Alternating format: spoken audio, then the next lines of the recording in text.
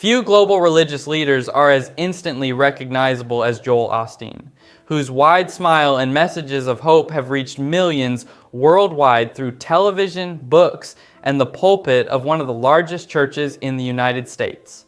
For decades, Osteen has served as senior pastor of Lakewood Church in Houston, Texas, emphasizing positivity, resilience, and spiritual growth in the face of life's challenges.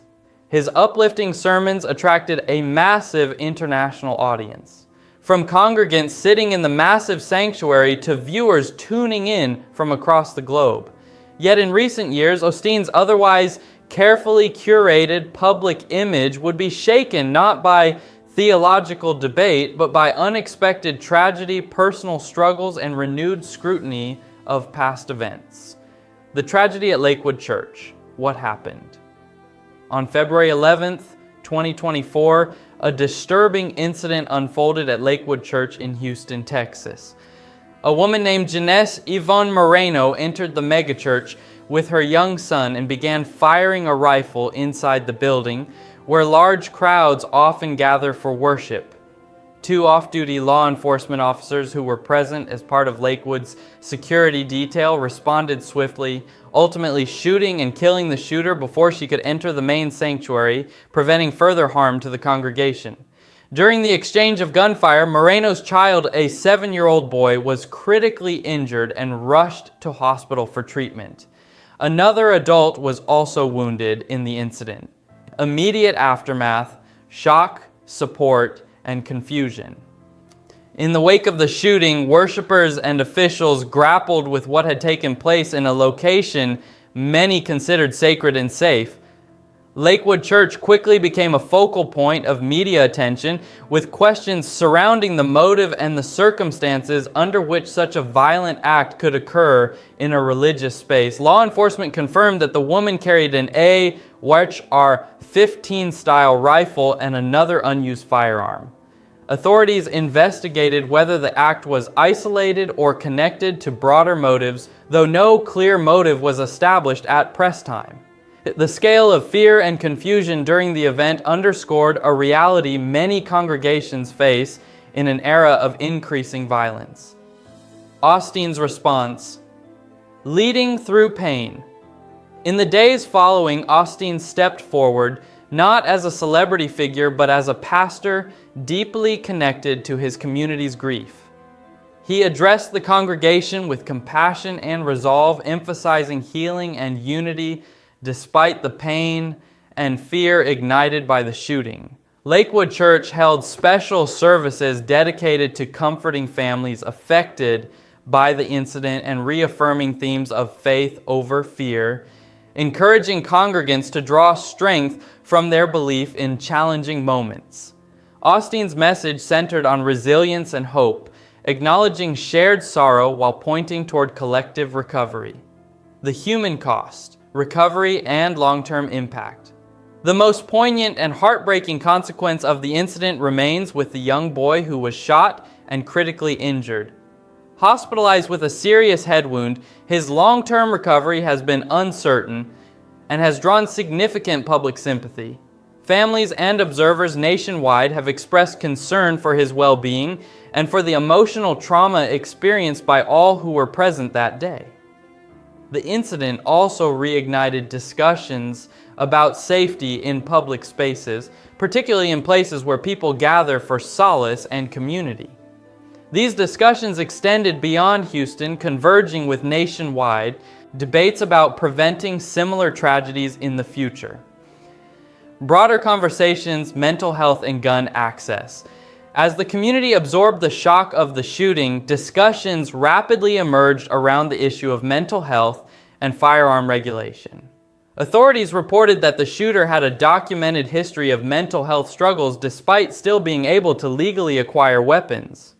This paradox sparked public debate, with many questioning how individuals with serious mental health challenges can access powerful firearms without adequate oversight or intervention.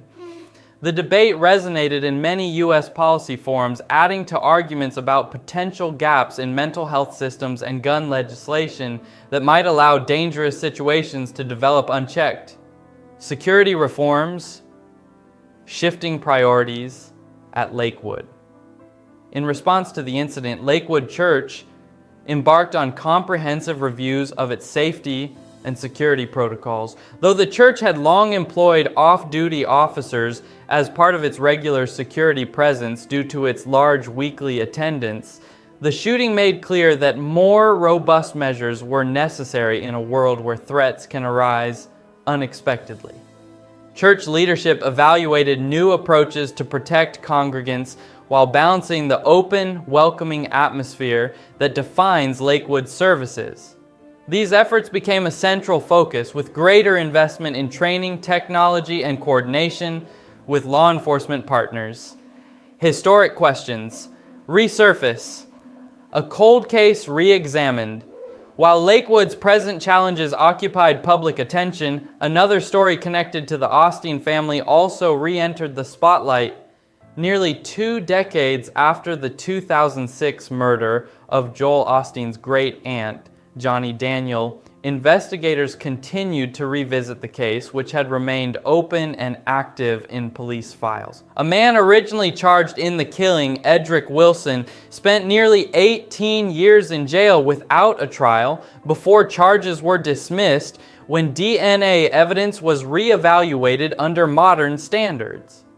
His release and the reopening of the investigation inspired renewed debate around legal process failures and justice system shortcomings, especially in cold or unresolved cases. Personal reflection, Osteen's balancing act. Despite the intense media scrutiny and the resurfacing of long-buried family trauma, Osteen has maintained a public focus on his ministry and leadership. While he has not offered detailed public commentary on the historical investigation into his relative's death, keeping family matters private, his continued presence in sermons, community initiatives, and outreach reflects his determination to lead through adversity. Critics and supporters alike have noted that his approach blends personal faith with pastoral responsibility, even as outside voices weigh in on theological or ethical viewpoints regarding his ministry. Looking ahead, strengthening faith and mission. As Lakewood Church continues its mission in the years after these events, Osteen's focus appears to be on renewal and deepening connection with his audience. His television broadcasts, sermons, and writings continue to reach millions who seek messages of encouragement and stability in uncertain times. Enhancing security, supporting mental health awareness, and fostering community resilience have become part of the church's evolving role in a complex world. For Osteen personally, the journey through public scrutiny and private pain may continue to shape how he engages with faith, leadership, and empathy, proving that even in hardship, purpose can grow and deepen. Conclusion: a leader, tested but unbowed.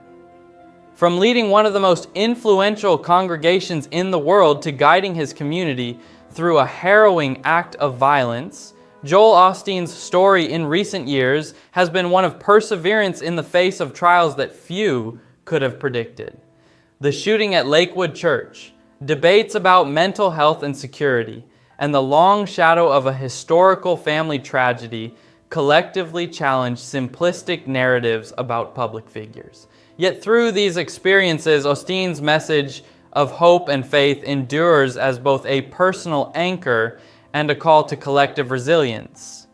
His continued leadership reflects an ongoing effort to transform moments of crisis into pathways for healing, understanding, and renewed commitment to serving others.